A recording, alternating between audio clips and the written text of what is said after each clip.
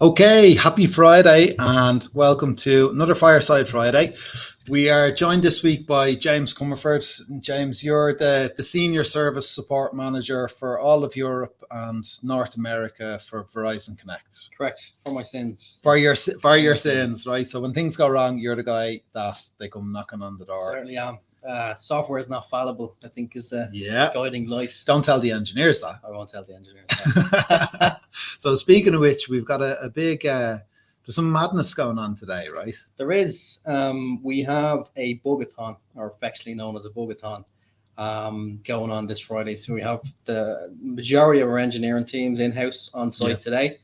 Obviously, we do remote work, and so when we get opportunities to collaborate with CFTs and squads and our tribes together on site one day, it's great to see that. So we have a bunch of people in-house today. Fun and games, and there's efforts there to have teams that don't usually work alongside each other to collaborate in person, face to face. Yes. Okay. So for those who are wondering, you're going to see some really weird photos going out over LinkedIn of bugs, spiders, all sorts of things like that. And CFT in the TA world looks like Keith McClelland, who's on my team, walking around with a headband with antennae on top of it, right? Getting involved. So lots of balloons and spiders and that kind of thing.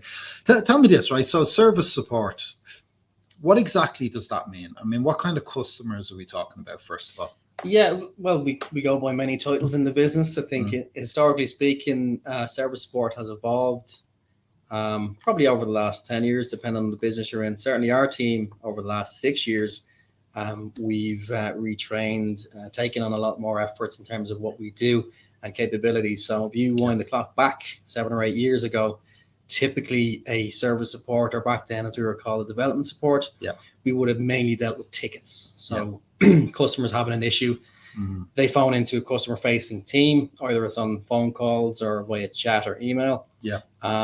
And if that agent that's speaking with the customer can't solve the problem, it would have been escalated up through our workflow paths. So our traditional model would be that escalated tickets, service support would have dealt with.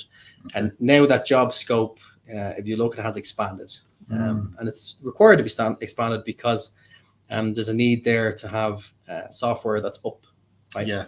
Consistently up, and it's delivering. So live production. Exactly. So you're talking about environments where customers log in and they get what they're paying for. So our focus tends to be around uptime and making sure that it's up. So service support now would obviously still incorporate the traditional stuff, which is escalated tickets. But we're now dealing with things like production environments and looking at alerting, monitoring, maintaining production uptime. So we would have multiple means of doing that, whether it's automation, responding to alerts, building up things like knowledge bases and run books. So if something happens on site, there is a fairly defined, rigorous alert sent out. Engineers respond to that in the meantime. So that's usually within a couple of minutes. And then they'll follow a relatively strict path to get that system back to where it needs to be. Our next stage of that for service support would be automation. How do we get those that logical workflow into something that's automated? Right? So the alert fires, and potentially AI comes in and actually does those steps. So warning, red alert. We're going to talk about AI a little bit then. Possibly not this one. maybe not. Maybe not. Yeah, it's the hot topic out there. It certainly is. Yeah, you, no matter where you look, AI is on the tip of everyone's tongue. Where it comes into play, it depends on the business, really.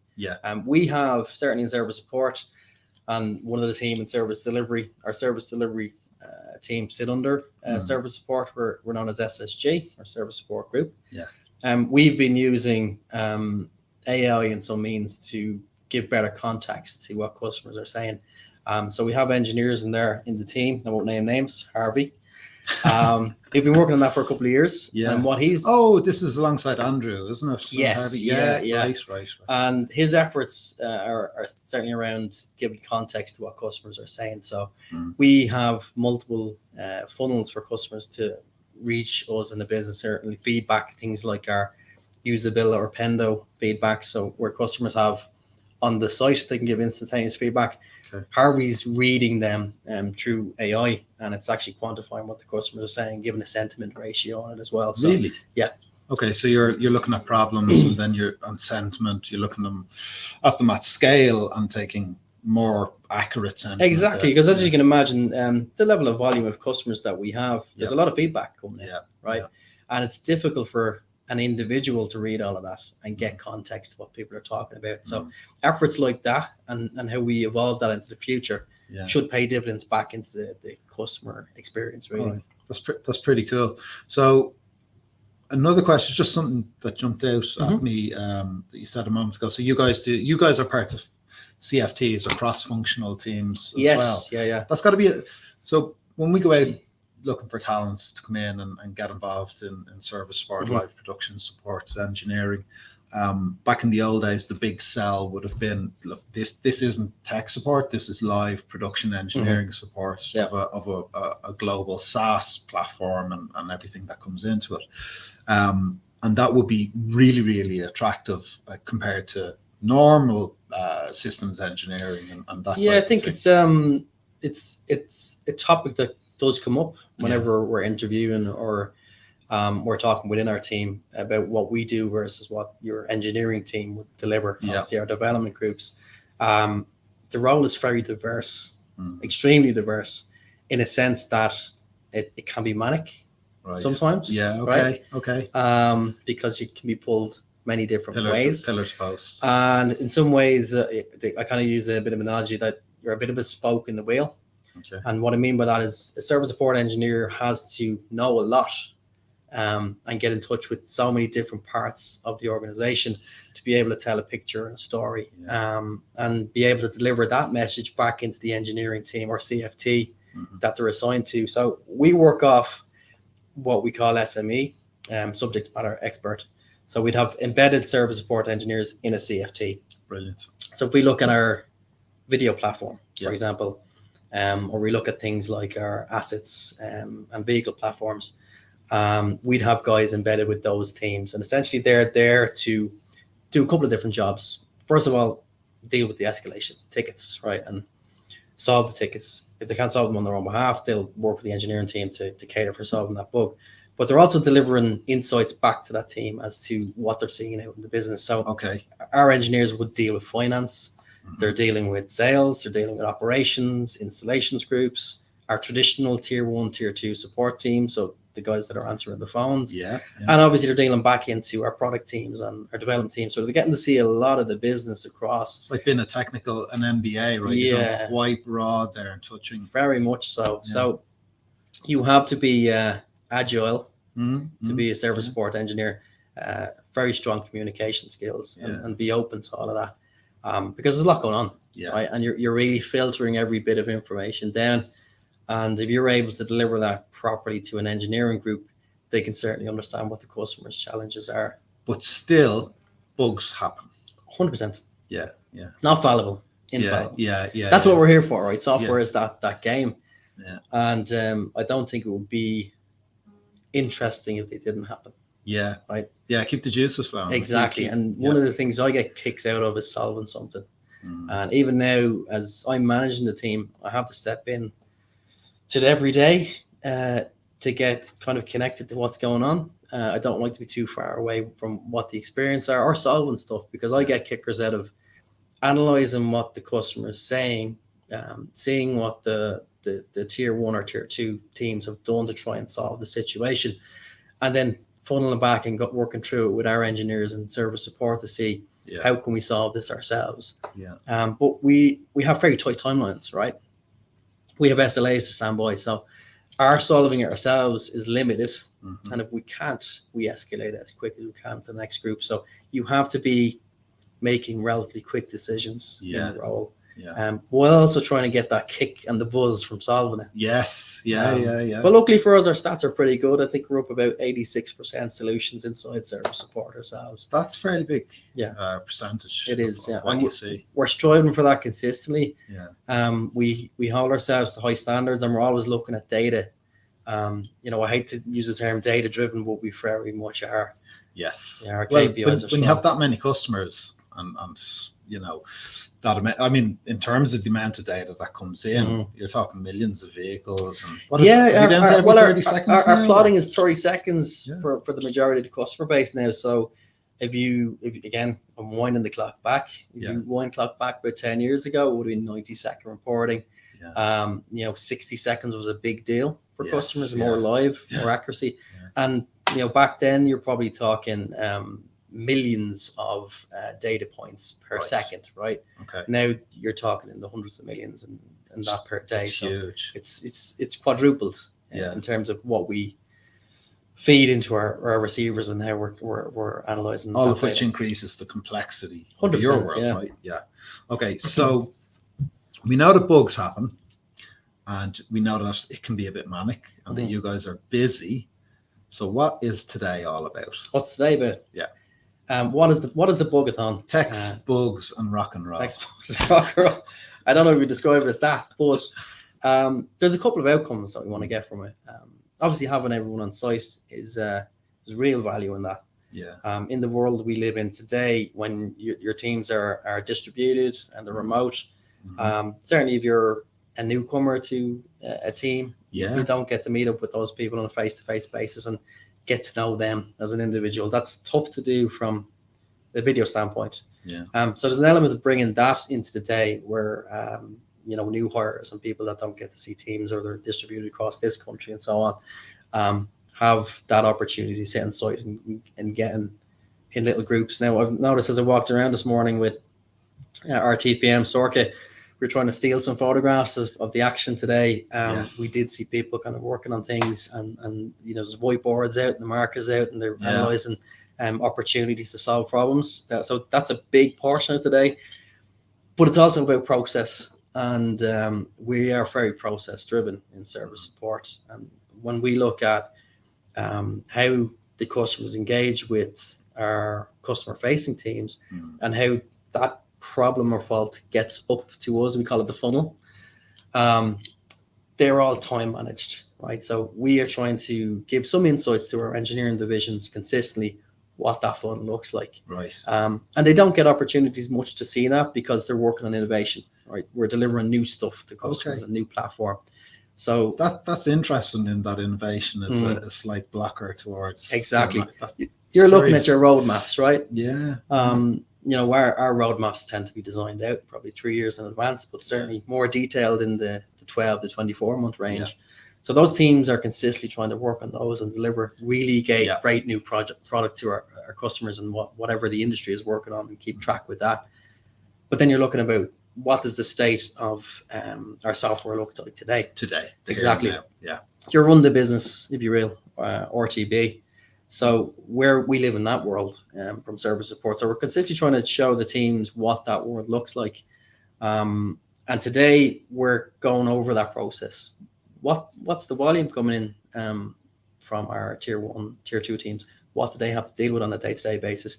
When we're looking at the funnel coming to service support, what do we have to deal with, and how can you get involved there? How can you help to examine the trends of issues that customers might see, and try to prevent those things reoccurring and happening in future? I caught up with Johnny Keogh yesterday. Actually, by the way, Johnny described you as being the tip of the spear when it comes to service support. So there, maybe you meant a weapon. Probably. maybe. Yeah, that could be a good thing as well, though, right? But what he talked about, one of the outcomes he was hoping for from the bug-a-thon today was that you go through that all of those troubleshooting and bug solving things that you'll go through today.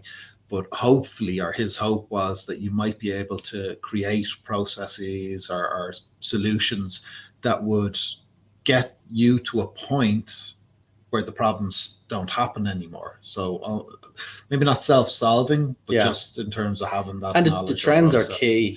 They're very key. You will find different customers have different experiences, but there can be a cohesive experience in what they're doing. No two of our customers are the same. Right. They come to us to get more context about what their staff or their vehicle are doing on a day-to-day basis, and help that. In doing so, allow that to drive their business where they want it to be. That's expansion, or you could be looking at how they deliver for their customers, right? So they're coming to us to solve those problems. So no two customers are exactly the same, so they'll have slightly different experiences. But where we have to come into play there is to look at those trends and say, this particular thing is coming up frequently enough. Maybe it's monthly, maybe it's weekly, or maybe it's something that we see every year, once a year. What can we do from a service support standpoint to solve that ourselves, but in future solving? And you said there, stop them coming back in. Yeah, that's something that we really are focusing on for this year, and certainly today, is to see, can you improve the customer experience to prevent that phone call or prevent that email? Right. And that's one of the key topics is the usage of the site in such a way that you're not provoking more questions than answers.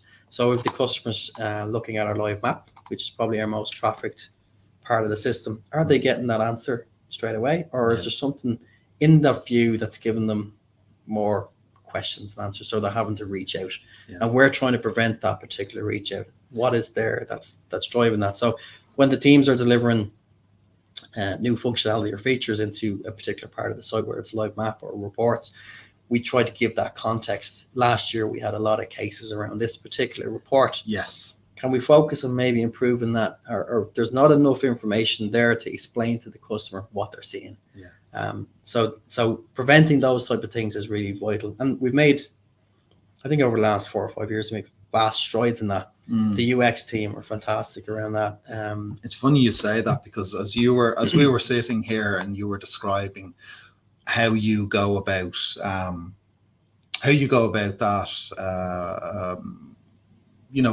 that decision-making process. Ultimately what you're doing is you're taking the customer and you're putting them in that customer, their experience, the trends you see across multiple customers into your decision-making process. Like, they're in there. And we see this across when we're talking to various different teams. It doesn't matter which team we talk to, in fact, or who we talk to within the business. It's that idea, you spoke about the UX team. It's that idea of putting the user or the customer into every conversation and at the heart of every decision that's made in the business. Our personas is a strong point of how we envisage what a customer or who a customer is.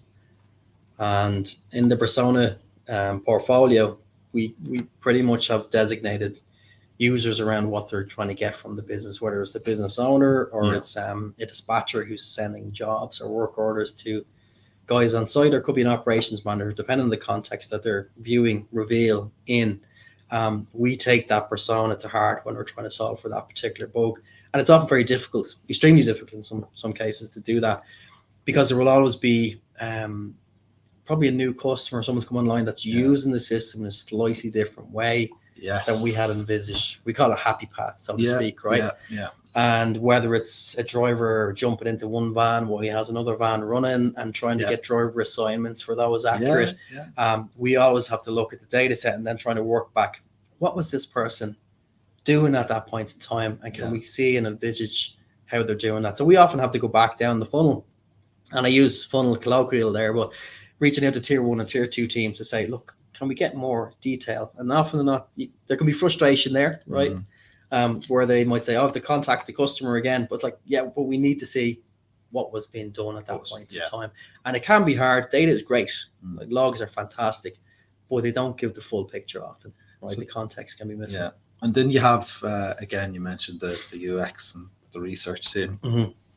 Alicia Nashman and the crew, and those observational studies that they'd get involved in. And I remember talking to, who was it? Might have been Billy or Matt, and they had spoken about being out there in the field with the customer, lying on the ground, watching installs going on. I've been there. You've been there, right? There. Okay, so out on the yard in the cold. That's the real world, right? It is the real world. I've been with the business about 15 years or so. We were just doing some stats this morning for our competition we're running later on bug-a-thon. There will be a quiz, by the way. So we're putting together some quiz stats, and I'm with the company 15 years now, so it's a long enough time that I've gone through a couple of different roles. And tell us about that journey. Because because it has been a journey. It has been a journey. Certainly has. going back to 08, I started with the company. It was Fleetmatics, as it was known as back then. So you're an OAP, right? OAP. Yeah. And in many ways, my role was multifunctional at the time. We were a small business, very small. We had our engineering team based on one floor. I think there's possibly a headcount of 30 or 40 people there. So you could see everybody. We had some salespeople in this, our finance over there, and the engineering team here, and our operations guys in the same room. And our boxes, our hardware division was a small room off to the side where we dispatched units out. So we would have had installers back then coming in to pick up their equipment to install that same day, right? I was talking with Gareth. Yes, Gareth. I actually sat across from Gareth. We shared a corner of the office. Yeah, this makes sense. I can picture it, good times, but there was a lot going on. So my role back then was as a multifunctional. I would have been an element of an account manager, product owner, support. So I would have been visiting customers, trying to understand what their problems were on site. Yes. I visited bin trucks down in Galway, seeing how the units were installed, what was actually going on from the customers. In some cases, I was meeting customers and trying to talk through their frustrations at a particular product line on a given day. So any day was different for me. Yeah. And it's evolved over the years where we grew and we had divisions that would kind of solve those problems. So now we have a product group, rather than one individual having to wear 4 different hats. Many hats. Yeah. It goes back to that thing you're talking about being the SMEs. So we still have that team where you have all of these different disciplines, the CFT. Exactly. But then you've got everybody as an expert within that. And the many hats comes into play for the SME role. And that's why I think the personal knowledge or personal input is vital. The guys are in my team are hardened in terms of cases, battlefield hardened. So you're seeing such a volume of types of different issues that you really have ingrained in your head of what that experience looks like. So the many hats comes into play, and they can be a valuable source. It has to be valuable to longitudinally over time have gone through those different experiences, getting the product out there, seeing what's happening in the field, seeing the tickets coming in and understanding their pain. And the challenges can be fairly similar. Some of the challenges that we would have seen from customers in 2010 are what they experienced in 2020, right? So you haven't fixed them yet. We're getting to that one. We're getting there. We're getting there. But they can be cyclical. And depending on the size of the business, where it's an SME or an enterprise customer, or you're dealing with a European customer versus US, different regions can see things differently depending on what the industry is doing at that time, or governmentally what the standards are at any given point in time. So experiences can be cyclical and they can change depending on the region. It's amazing to see something I might talked about in 2012 and then see again in 2023. So truly a global career. Yes. Innovation is in there. Innovation is in there. Sometimes that can take your eyes off the here and now and what's going on, but that's where you guys step in and keep the developers honest and part of a cross-functional team. And we like to change our name every so often. So, moving target. Yes, that's it. So that's the equivalent of tech camouflage. Exactly. We're called development support, as I said at the start. Application support was the new title there a couple of years back, and service support is where we're sitting today. So you have to keep it moving and wearing that. I love it. Okay, cool. Well, here's a couple of questions for you then. What's the coolest thing about your job today? The coolest thing? Yeah. What is it? On a Friday, is it the bank holiday question? Okay. It's a bank holiday question then, no, for me, what is the coolest thing? I like working with people. I love working with people, in fact. But it's people and technology. So I often have this discussion with some of my team, is that, and they might say to me, geez, I'd hate to have your job. Oh, right. You seem to be doing a lot of different things. So much. All over the place.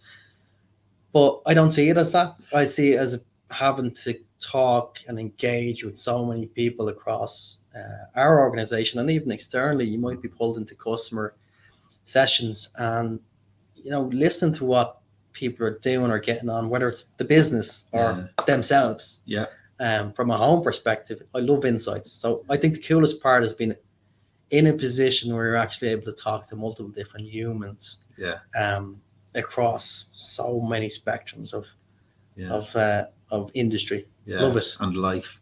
And that kind of just shines a light on the bug-a-thon today, getting people back into the same room together. Exactly, the human connection.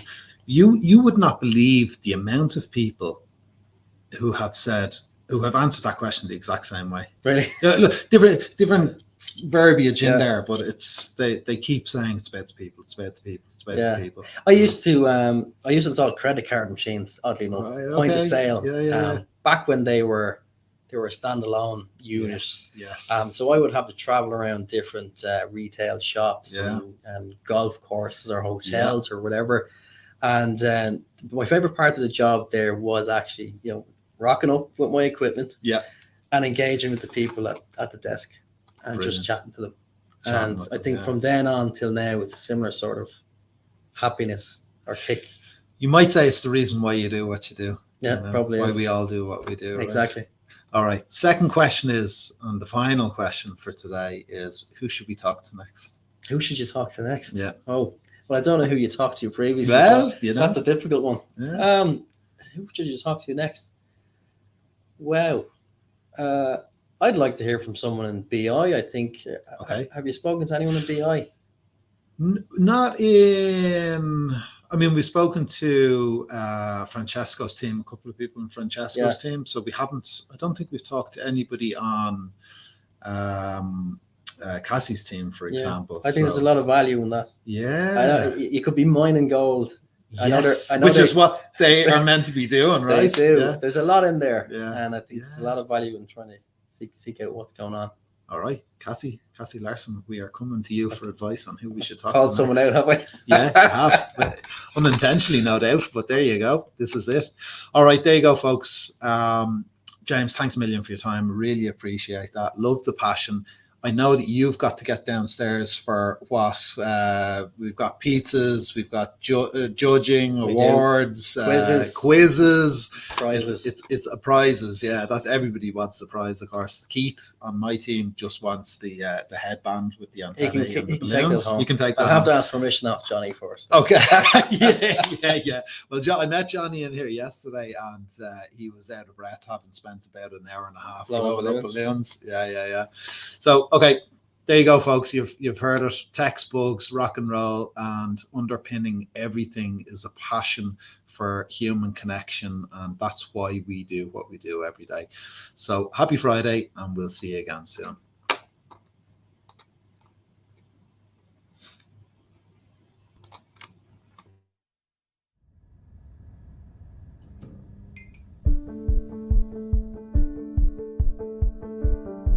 This is our Verizon credo.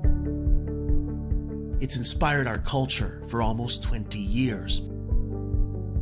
Think of it as a note to self, our declaration of values, a guide for our day-to-day. Everything we do, we build on a strong network, systems, and process foundation. We know our products and can explain them to customers. We make it easy for customers to do business with us. By listening, anticipating, and responding. Integrity is at the core of who we are. We know teamwork enables us to serve our customers better and faster. We run to a crisis, not away. We deliver superior customer experiences through our products and our actions. This is our credo. It keeps us grounded, aligned, doing the right things. It's about who we are, how we work, and most of all, who we work for. We focus outward. Outward. Outward. Outward. We focus outward. On the customer.